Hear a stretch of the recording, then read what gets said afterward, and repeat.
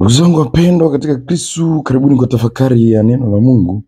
Leo tafakari ya neno la Mungu, tunaendelea kusikia juu ya hali ya kutokuelewana kati ya Yesu na baadhi ya viongozi wa Kiyahudi, na mipango basi ya kumteketeza Yesu inazidi kusukwa. Na leo baada ya kuwaona kwamba wao wenyewe wanakataa kumsikia na kuja kwake waponywe, anawaambia kwamba watakufa katika dhambi zao wenyewe. Ndugu zangu, katika kuelezea mada hii kwamba asiyempokea Yesu hufa katika dhambi zake mwenyewe, kanisa leo limechagua somo la kwanza linalotoka katika kitabu cha Hesabu, linaloelezea jinsi nyoka yule wa shaba alivyoweza kuwaokoa baadhi ya wana wa Israeli waliokuwa wamemkosea Mungu imani huko jangwani. Ndugu zangu, Musa aliambiwa atengeneze nyoka wa shaba, na yeyote atakayekataa kumwangalia ataangamie. Lakini yote atakayeamua kunyanyua macho na kutazama nyoka huyu wa shaba, basi alipata wokovu na kupona na kutokana na ile sumu ya nyoka wakali.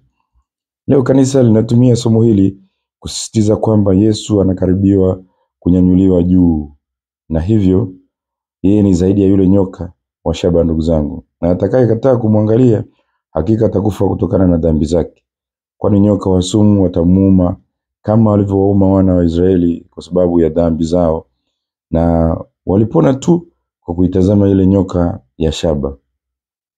Leo katika Injili tunasikia kwamba baadhi ya viongozi wa Kiyahudi wanakataa kumsikiliza Yesu na wanaambiwa kwamba watakufa katika dhambi zao. Hii yamaanisha kwamba kila mtu ni mdhambi na dhambi ndiyo sumu kuu inayowateketeza watu, na Yesu ndiye atakayeweza tu kutuokoa. Sisi tunapaswa tumtazame yeye. Atakayekataa kumwangalia basi atakufa katika dhambi yake.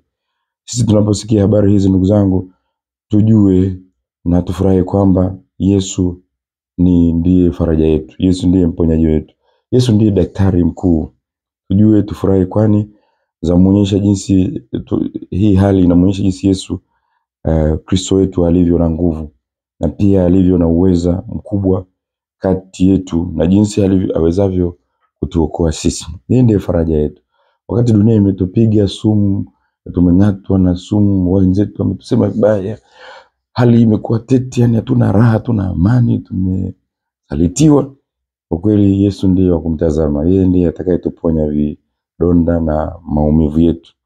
Sisi nasi tuwe nyoka wa shaba kwa wengine, watu tutakao wafanya wengine wasije wakafa kwa sababu ya dhambi zao. Tuwaokoe wenzetu, tuwe dawa kwao kwa kuelekeza kwenda kwa Kristo.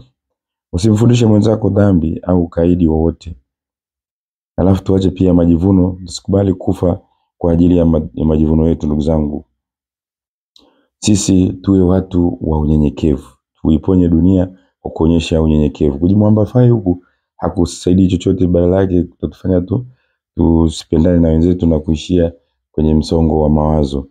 Mtu akikwambia ungama, kubali, usionyeshe majivuno na kumwambia usihangaike na maisha yangu, achana na maisha yangu, hayakuhusu. Hapana. Tukijibu hivyo tutakuwa kama hawa wakaidi, hawa Mafarisayo na waandishi ambao hawapo tayari kumsikiliza Kristo.